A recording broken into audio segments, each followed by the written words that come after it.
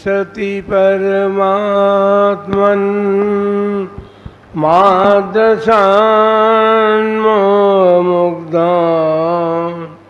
कथम तनुवशत्वान् बुद्ध के शान्यजेयम् सुगतम गधरम वागधीशम शिवम वा जितभवमभिवन्दे भासुरम श्रीजिनम वा। 1000 श्री शांतिनाथ भगवान की।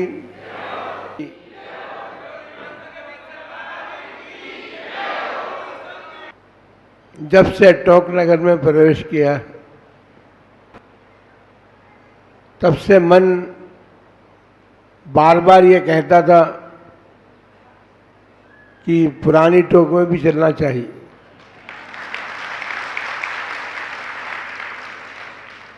आप पुरानी और नई का भेद करते रहें, क्योंकि पहली ये थी और वो बाद में बसी है, तो आप भेद करें कि हम तो कहते हैं कि हमने तो टोक जिले में चातुर्मास किया है और उसका केंद्र बिंदु टोक नगर रहा है, और टोक नगर में दोनों टोक आ गई, पुरानी नई का कुछ भेद नहीं है।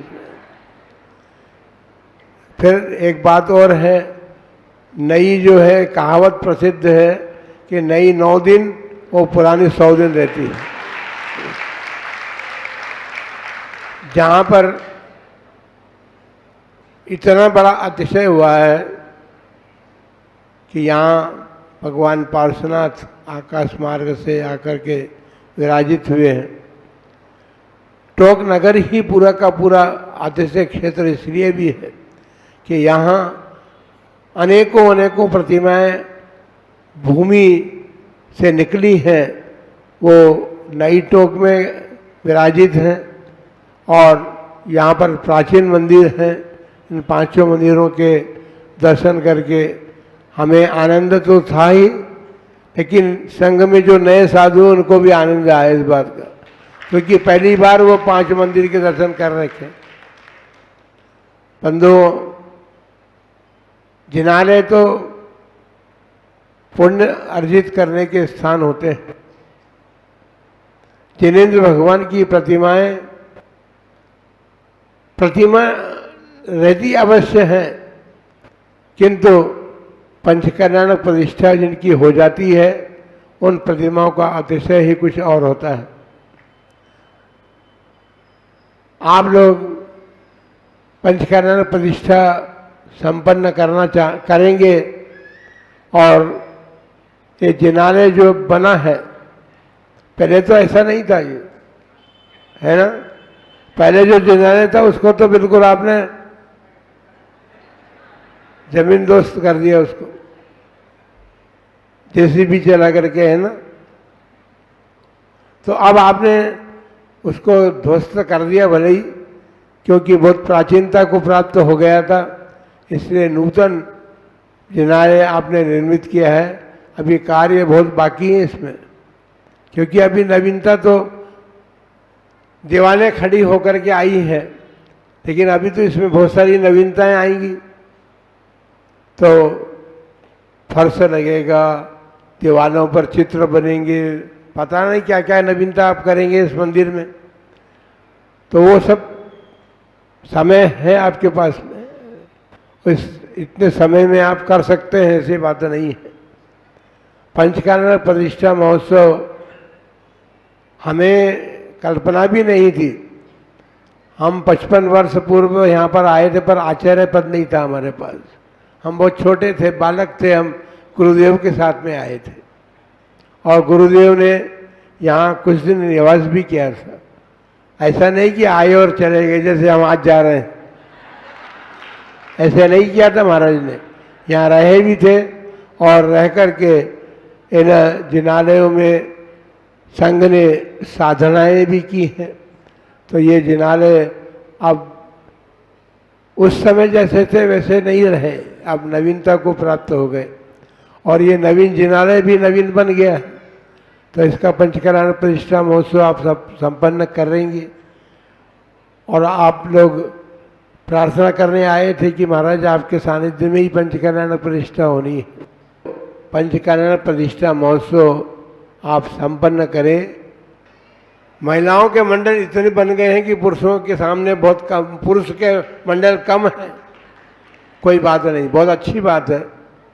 प्रगति तो सभी प्रकार की होनी चाहिए।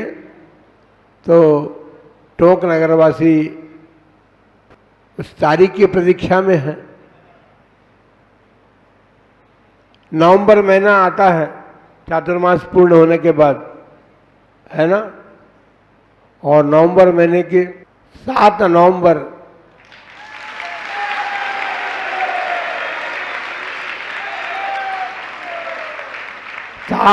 से प्रतिष्ठा प्रारंभ होगी और 12 नवंबर को पूर्ण होकर के भगवान विराजमान होंगे वेदी में।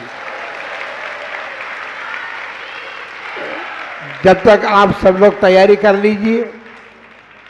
संघ भी यही है, यहाँ हो या वहाँ हो एक ही बात है, कोई बात नहीं। टोंक में है तो टोंक में संघ के रहते हुए आप तैयारियां करके इस प्रतिष्ठा को संपन्न करेंगे तो आप सबके लिए मंगलमय आशीर्वाद है कि आपका यह पंचकल्याण प्रतिष्ठा महोत्सव सानंद संपन्न हो और ये जिन्हाने एक नवीन रूप को प्राप्त हुआ है और नवीन रूप को प्राप्त होकर के ये सब लोगों के लिए वृद्धि का कारण बने, धर्म वृद्धि का कारण बने और इसमें आकर के आप सभी अपने अपने अपने जीवन को धर्म के प्रति समर्पित करके और अपने जीवन में मंगल उत्पन्न करें, क्योंकि जिन्हाने मंगलकारी होते हैं, मंगल को करने वाले होते हैं।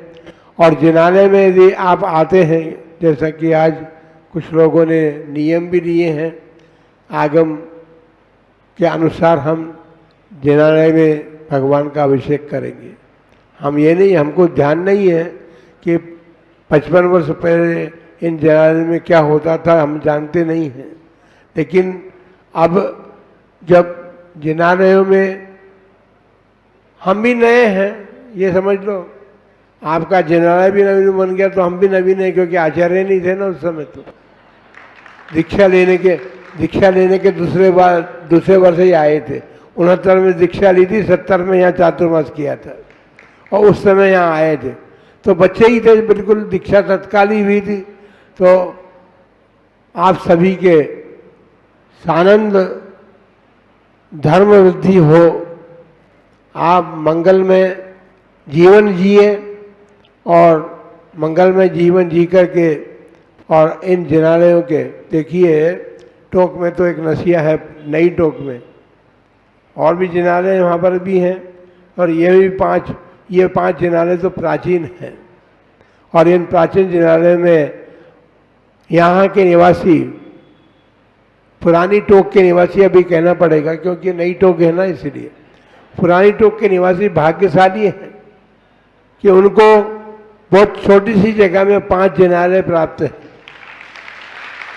उन 5 जिन्हाने में प्रतिदिन आप दर्शन, पूजन, अभिषेक देखेंगे, करेंगे और यहाँ पर जिनवाने का स्वाध्याय आदि, भगवान की जाप वगैरह आदि करके आप अपने पुण्य की वृद्धि करेंगे और इन जिन्हानों में भी वो शक्ति वर्जित करेंगे। जब आप जिन्हाने, अभी से आप जब तक पंचकल्याण प्रतिष्ठा नहीं होती, सभी लोगों को एक नियम है कि आप प्रतिदिन 3 नमोकार मंत्र की माला यहाँ पर फेरेंगे। जिन्हाने में आकर के फेरें, घर में नहीं फेरना। घर का वातावरण ऐसा नहीं होता। मंदिर जिन्हाने जो है उनका वातावरण प्रशस्त होता है। तो प्रतिदिन जिन्हाने में 3 माला नमोकार मंत्र की फेरेंगे। हमने बताया था उद्वस में, वो ऐसी नहीं, हमने तो माला लेने के लिए, माला फेरना है तो कम से कम 10 मिनट से लेकर के 15 मिनट तक लगना चाहिए। वो मालाएं आप फेरेंगे तो सुनिश्चित बात है कि उससे अर्जित जो पुण्य होगा, वो अर्जित पुण्य जो है आपका सारा का सारा काम पंचकल्याण प्रतिष्ठा में काम आएगा। जय बोलो पार्श्वनाथ भगवान की। परम पूज्य शिक्षा गुरुवर्य आचार्य कल्पश्री सुत सागर जी महाराज की, श्रीमद् जैन धर्म की जय हो। जय बोलिए पंचम पट्टाचार्य परम पूज्य वात्सल्यवारी आचार्य गुरु श्री वर्धमान सागर जी महामुनिराज की, समस्त आचार्य संघ की जय हो।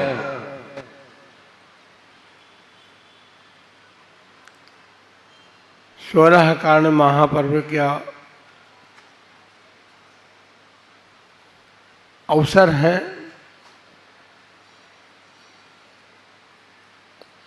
अभी तीर्थंकर प्रकृति नामकरण का बंध तो नहीं हो सकता, क्योंकि साक्षात तीर्थंकर विद्यमान भी नहीं है और शुद्ध केवली भी हमारे सामने नहीं है। इसलिए हम केवल उन 16 कारण भावनाओं का प्रवचन सुन करके ही अपने मन में संतोष का अनुभव इसलिए करते हैं कि अभी नहीं तो कभी तो वो सानिध्य मिलेगा, साक्षात तीर्थंकर भगवान मिलेंगे और या शुद्ध केवली भगवान मिलेंगे तो फिर तीर्थंकर नामकर्म का अभिबंध करेंगे। भाई कहने का अभिप्राय यह है कि भावना भवनाशिनी होती है।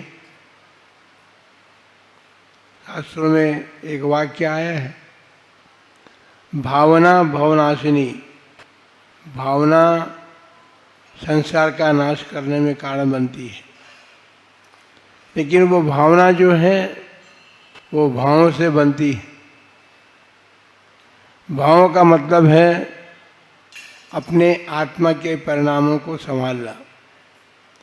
यदि शुद्ध भाव हमारे शुभ भाव हैं तो शुभ परिणामों का आश्रय होगा और एक दिन वो भी हमें प्राप्त होगा।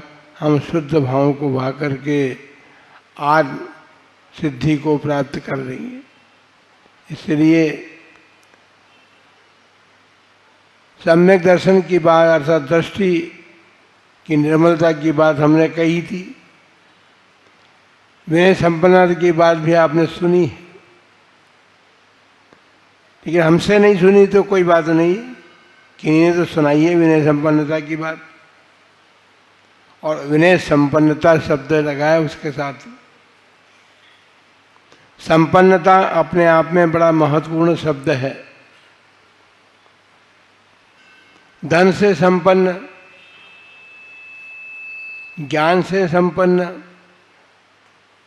तप से संपन्न, नाना प्रकार की संपन्नताएं इस संसार में पाई जाती हैं, पर एक विनय संपन्नता जो है वो सारी संपदाओं को प्राप्त कराने में कारण है। यदि हमारे पास विनय संपन्नता है तो हम सारी चीज़ों को प्राप्त कर सकते हैं। विनय संपन्नता का मतलब है ज्ञान की विनय हम करें, दर्शन की विनय करें, चारित्र की विनय करें, तप की विनय करें और इन सब की उपचार विनय भी करें। अर्थात ज्ञान और ज्ञानी व्यक्ति की आदर सत्कार या उनके प्रति जो हमारे भाव हैं वो भाव ज्ञान की विनय कहलाती है। ज्ञान इसी प्रकार सम्यक दर्शन या दर्शन जिन्होंने प्राप्त किया है और दर्शन गुण की भी हम विनय करें तो हम दर्शन गुण के माध्यम से दर्शन की प्राप्ति कर सकते हैं, क्योंकि विनय जो है सभी कुछ प्राप्त कराने में समर्थ है। ज्ञान की विनय यदि हम करेंगे तो हम ज्ञान प्राप्त करेंगे, दर्शन की विनय करेंगे तो दर्शन प्राप्त करेंगे। चारित्रधारी हमारे सामने हमको मिलते हैं, उन चारित्रधारियों की भी विनय करना चाहिए। तपस्वी हम देखते हैं, साधु जनों को देखते हैं, महाव्रत महातप करते हैं। उनकी भी हमको विनय करनी चाहिए, लेकिन उनकी विनय करने से पहले उस तप की विनय करनी चाहिए। हमारे मन में ऐसे भाव नहीं होने चाहिए कि तप करना तो बड़ा कठिन है और तप करने में क्या फ़ायदा है, भूखे मर लो। क्योंकि एक कहावत हो गई थी अभी, बहिरंग तप और अंतरंग तप 6 भेद में 12 प्रकार के भेद होते हैं। और उन तपों को करने से क्या होगा, जैसे खान से निकला हुआ स्वर्ण जो है अशुद्ध होता है, अशुद्ध होता है ना। शराब लोग बैठे हैं यहाँ पर, कोई नहीं है शराब अभी, कोई बात नहीं। सुनार जो है वह उस अशुद्ध स्वर्ण को 16 ताव की अग्नि में तपा करके शुद्ध करता है। यदि एक भी ताप कम रह जाए तो स्वर्ण पूर्णतया शुद्ध नहीं हो सकता।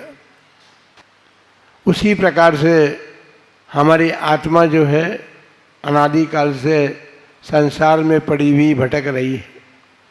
उस भटकन के कारण उसमें नाना प्रकार के राग द्वेष अधिक विकार भाव उत्पन्न होते हैं। उन विकार भावों के कारण आत्मा में मलिनता आती है। आत्मा मलिन हो गई, ये तो हमारे कार्य से भी है।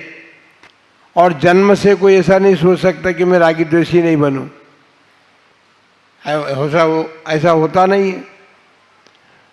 उसके लिए तपस्या करना पड़ता है, तब राग द्वेष रूपी मल दूर होता है।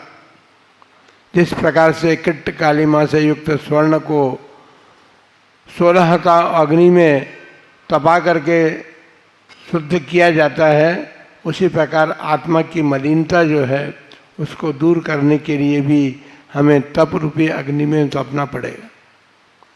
चाहे बहिरंग तप करें या अंतरंग तप करें। बहिरंग तप तो हमारे अंतरंग तप का कारण है। बहिरंग तपे बिना हम अंतरंग तप नहीं कर सकते। जैसे चावल होते हैं ना, चावल के ऊपर एक छिलका होता है, उस छिलके को दूर किए बिना चावल के भीतर ललाई भी होती है, वो ललाई को दूर नहीं किया जा सकता। और राग जो हमारा ललाई का काम करने वाला है, इसलिए तप रूपी अग्नि में तप करके उस राग को दूर करने का पुरुषार्थ हम करते हैं बहिरंग तप के माध्यम से। बहिरंग तप व्यर्थ नहीं है।